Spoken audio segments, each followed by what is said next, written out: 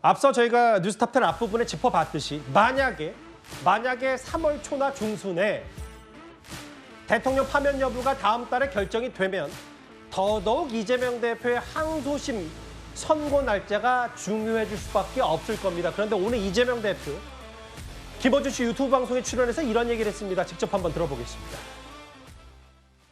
3월 달쯤에 선고하겠죠. 사실은 매우 빨리 진행되고 있는 거고요. 우리로서도 뭐 그렇게 그에 대해서 뭐 불만 없습니다. 빨리 정리되는 게 좋죠. 우리나라 사법제도 그래 엉터리 아닙니다.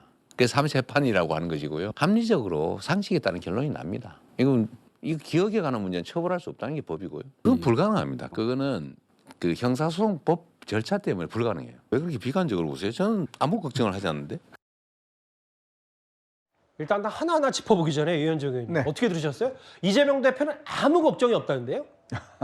글쎄요, 많은 사람들이 걱정하고 있는데 예. 본인은 걱정이 없다 그러는데 글쎄 뭐 자신감이 있으신 것 같습니다. 그렇지만 아마 이제 재판은 일정대로 진행이 될 것 같습니다. 지금 일단 2월 26일 날 결심 공판이 열리고 3월 초나 중순쯤에 아마 선고 공판이 열릴 것 같은데, 근데 이재명 대표가 기억에 관한 문제를 처벌하지 못한다 이야기를 하는데요. 예. 글쎄요. 백현동 관련해서 협박받지 않았는데 협박받았다는 게 기억의 문제일까요? 아니면 거짓말일까요? 그러나 뭐 재판부가 다 이미 1심에서 거짓말이라고 판단한 거 아니겠습니까? 그리고 골프를 쳤는데 안 쳤다라고 이야기하는 것이 그것 자체가 이제 기억의 문제일까요? 거짓말의 문제일까요? 저는 거짓말이라고 봅니다. 자, 그렇기 때문에 우리가 이재명 대표가 뭘 기억하고 있는지 잘 모릅니다. 예. 그렇지만 다른 모든 사람들이 있고 증거가 있음에도 불구하고 본인은 하지 않았다, 그리고 또 본인은 협박받았다라고 다르게 인식하는 거, 그게 바로 허위 사실이거든요. 그렇기 때문에 그거는 뭐 본인이 잘 알 겁니다. 변호사기 때문에. 예. 그래서 1심에서 그런 결정이 내려진 것이고 2심에서도 아마 재판 과정에서 이재명 대표의 어떤 기억에 대한 판단이 아니라 본인의 말에 대한 판단을 하고 있는 것이다.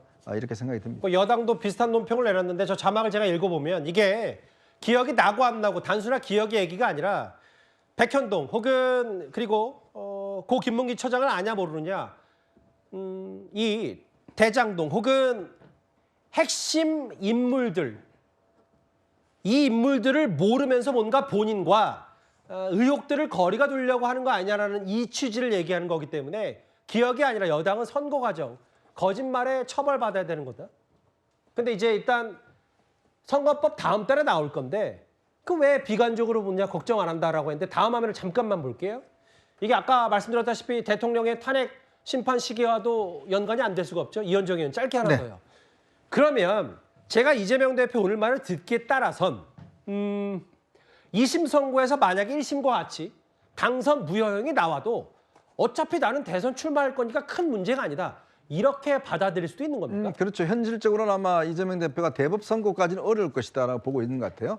왜냐하면 이제 헌법재판이 3월 중순에 나온다 하더라도 예. 60일 아니겠습니까? 그러면 이제 5월 이제 대선일 텐데, 벚꽃 대선일 텐데, 문제는 이제 2심 선고가 3월 중순이나 말에 나올 경우에 대법원까지는 이제 3개월의 어떤 기간이 주어지는 거거든요. 아마 3개월 안에 결론을 내려야 될 텐데, 이제 아마 이재명 대표 판단에는 그렇게 대법원에서 그렇게 빨리 내리지 않을 것이다라고 판단한 건데, 글쎄 오히려 저는 이게 민주당과 이 대표에게 엄청난 어떤 발목 잡는 게 아닌가 싶습니다. 왜냐하면 일단 이제 뭐 이재명 대표가 본인이 출마할 수 없게 되면 또 다른 문제겠지만, 예.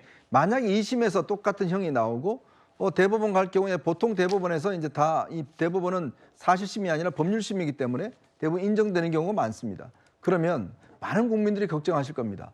아니, 지금 대법원 선고를 앞둔 대통령을 우리가 뽑아야 될까? 라는 부분에 대한 걱정들. 예. 대통령 당선되고 난 다음에 그러면 대법원 판결은 안 나는 거야? 이거에 대한 의문들을 갖고 계실 거예요. 예. 그리고 민주당 내에서도 아니, 우리가 이런 리스크가 많은 사람을 대통령을 뽑아야 되나? 아니면 만약에 대법원에서 대통령이 됐는데 확정 판결이 나면 대통령도 그만둬야 되고 당도 432억 원을 물어줘야 되고 그런 리스크가 있을까?